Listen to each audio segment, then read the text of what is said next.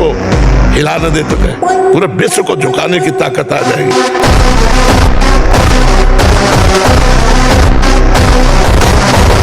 ऐसे निराशा भरी मानव जिंदगी यार किस काम की। एकदम सुन देखो ना, लोग मरे बुझे ऐसे घूम। अरे यार थोड़ा संयम लाओ, थोड़ा समझो तुम भी भगवान के वही अंश हो जिस अंश में अपार शक्ति भरी हुई है। एक बार तुमने यदि असफलता में भी कदम बढ़ा दिए, महावीर बन जाओ। ये असफलता कदम रोक देती है। अब क्या होगा? अब वही होगा जो होना है। बस जिद्दी स्वभाव चाहिए, यहाँ जिद्दी स्वभाव चाहिए। जीवन में देखा है, जहां कहीं भय, जहां कहीं परास्त होने की बात मन ने खड़ी की है, वही अक्सर परास्त हर तरह से देखा है।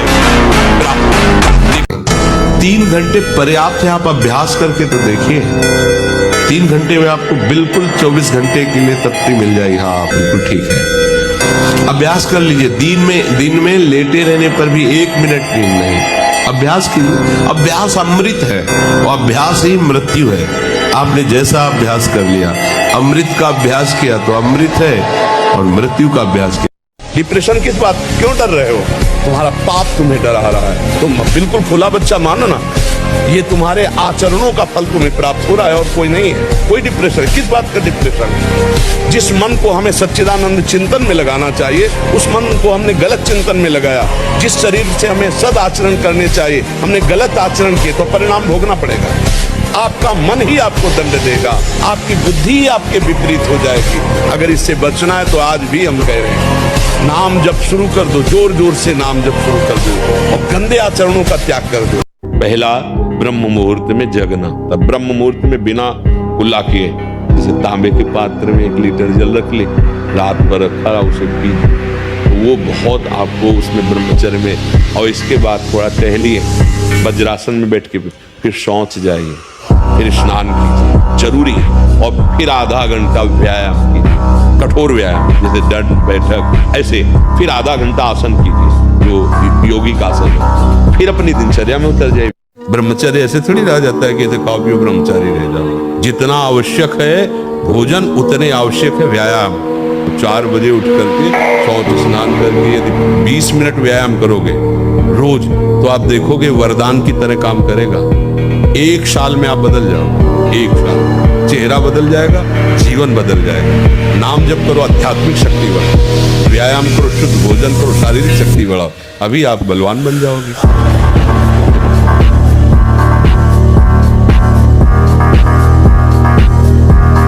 बॉडी बनाने के लिए ये दवाइयों की जरूरत नहीं, ब्रह्मचर्य की जरूरत है। दंड बैठक मारो, ब्रह्मचर्य रहो, 2-4 किलोमीटर दौड़ो, पवित्र भोजन पाओ, मुर्गा मुर्गी नहीं, पवित्र भोजन पाओ। फिर आप देखो आपके शरीर में कैसा बल आता है, उत्साह आता है। तो ये जिनको भ्रम है कि हम बॉडी बना के फुला करके कुछ बलवान बनने जाएंगे, बिल्कुल नहीं। ब्रह्मचर्य से रहो, सात्विक भोजन पाओ, कुछ व्यायाम करो, आपके अंदर पर्याप्त बल आ जाएगा। जो स्वयं बल आता है वो बल होता है, ये बनावटी थोड़ी होती कि बड़े बड़े ऐसे बना लिए। बढ़िया अवसर मिला। ये इंद्रियों की चापलूसी, ये मन की दुष्टता, इसका साथ मत दो। मान लो हरि गुरु के आश्रित होकर उनके वचनों के अनुसार चलो। देखो अगर आप ज्यादा हठ करोगे तो हरि इतने कृपालु हैं कि फिर वो ऐसा कर देंगे। जाओ भोगो, भोग लो, देख लो, भोग के देखो। और कभी आज तक कोई भोग के वैराग्य नहीं प्राप्त किया है। ये भ्रम है कि हम पहले भोग लेते हैं फिर वैराग्य, ये भ्रम है। ब्रह्मचर्य ही परम तप है, ब्रह्मचर्य ही परम धन है, ब्रह्मचर्य परम एकाग्रता है। एकाग्रता ब्रह्मचर्य से आती है। आंख मूंदो या खुली रखो अगर ब्रह्मचर्य ठीक, एक शीतलता, एक गंभीरता, और जिधर दृष्टि लगा उधर एकदम चिपक जाएगी जाके। जैसे भजन में, नाम में, या आप संसारिक कार्य में बहुत अच्छा कार्य करोगे। अगर आपका ब्रह्मचर्य ठीक ना, तो जिधर बहुत अच्छा कार्य करोगे। आपको डांटो, ये मन बहुत बेईमान है। जब किसी को शराब पहली बार पीते हुए देखो तो वैसे कहता ऐसे, मन कहता नहीं, और वो पीता। और फिर एक दिन घर में थप्पड़ मार करके पैसे ले करके फिर जाता है पीने। मन को पकड़ाना होता है। गंदी से गंदी बात पकड़ा दो, वो बहुत जोर से पकड़ता है। अच्छी से अच्छी बात पकड़ा दो, उसको एक समझ लो कि एक तरह से वो अंधा आदमी है पर है बहुत बलवान।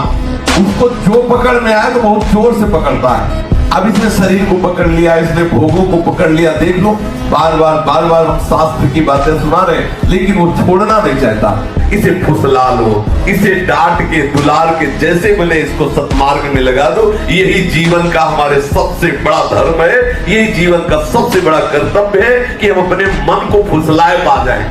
कितने दिन शरीर रहेगा, कितने दिन भोग रहेंगे।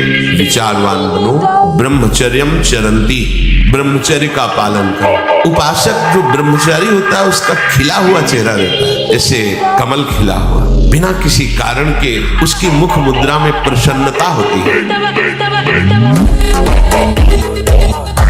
अगाध शांति अनंतरम, भगवान ने कहा भोग के बाद शांति नहीं, तृष्णा पैदा होती है।